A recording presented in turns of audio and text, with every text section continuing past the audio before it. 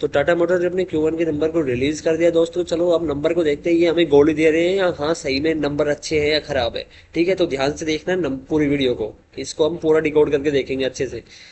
हम मैंने यहाँ पर ये आपके लिए सेल्स वगैरह ये कर लिए, पहले चार्ट को देखते हैं फिर नंबर्स पे जाएंगे। तो चार्ट हम देखते हैं तो ब्लू कलर में सेल्स है और रेड कलर में एक्सपेंसेस है, और ये सारा डाटा करोड़ में है। तो पहले हम चार्ट में बिना नंबर के देखते हैं। तो यहाँ पर 2022 से लेकर 2025 तक का ये चार्ट है। तो यहाँ पर पीछे देखो ब्लू कलर से यहाँ पर सेल्स लगातार कंपनी की बढ़ रही है, और यहाँ पर आके थोड़ा सा यहाँ पर 2024 से लेकर अभी इस एक साल में यहाँ पर कंपनी की सेल्स वहीं के वहीं रुक गई है, और पिछले क्वार्टर के मुकाबले नीचे भी आने लग गई है।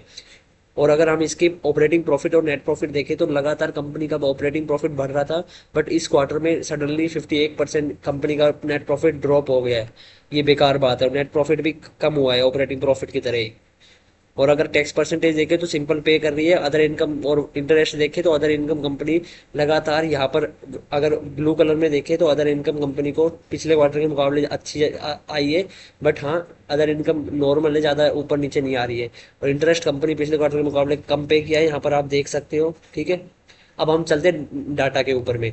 डाटा के ऊपर चलते हैं तो यहाँ पर आप देखो कि मैंने ये कलर मार्क कर रखे, हर एक कलर को ग्रीन कलर में यहाँ पर मार्क कर रखा और इसको इस कलर में मार्क कर रखा।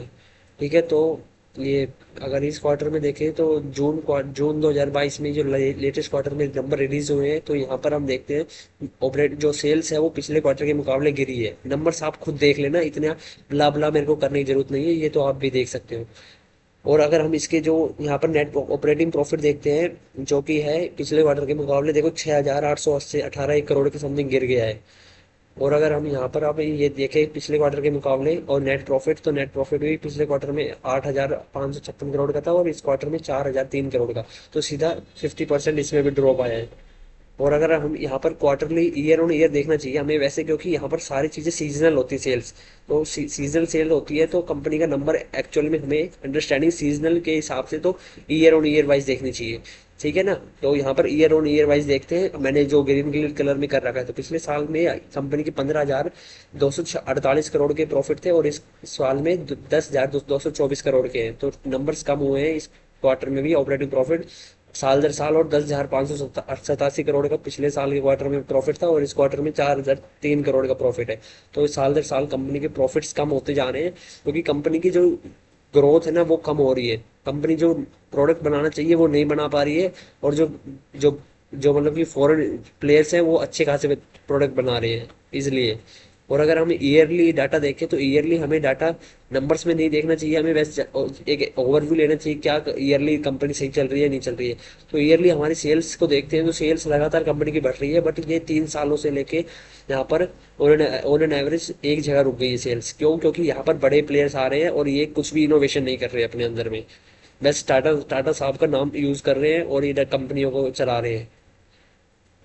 ऑपरेटिंग प्रॉफिट और नेट प्रॉफिट देखते हैं तो ऑपरेटिंग प्रॉफिट हम देखते हैं तो ब्लू कलर में यहाँ पर कंपनी का लगातार ऑपरेटिंग प्रॉफिट कम आ रहा है नीचे। देखो पिछले 2024 में देखो, और अब यहाँ पर सडनली नीचे धीरे धीरे आ रहा है, और नेट प्रॉफिट है वो भी नीचे धीरे धीरे कम होता जा रहा है।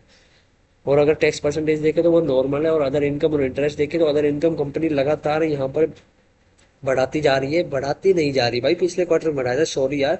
बट हाँ, इस क्वार्टर में 5,005 से नंबर नहीं देखने भाई, चार्ट में समझ जाएंगे हम, चार्ट ही देखते बड़े प्लेयर्स। और इंटरेस्ट देखे तो कंपनी का हाँ नॉर्मल इंटरेस्ट है, कुछ कम नहीं हुआ है।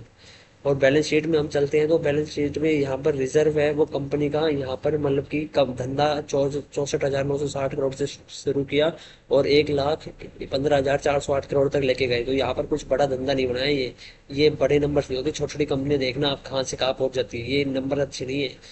बोरोइंग्स और फिक्स एसेट देखते हैं तो बोरोइंग्स यहाँ पर कंपनी की जो ब्लू कलर में है वो है, बोरोइंग्स कंपनी लगातार घटा रही है, और फिक्स एसेट है वो लगातार कम हो रहे हैं। क्यों? क्योंकि फिक्स एसेट यहाँ पर बोरोइंग्स को कम करने के लिए बेच रही है कंपनी, और जो बोरोइंग्स है उसको कम कर रही है। ये अच्छी बात है, क्योंकि नेट प्रॉफिट हमारा बढ़ेगा, उससे इंटरेस्ट नहीं पे करना पड़ेगा जब।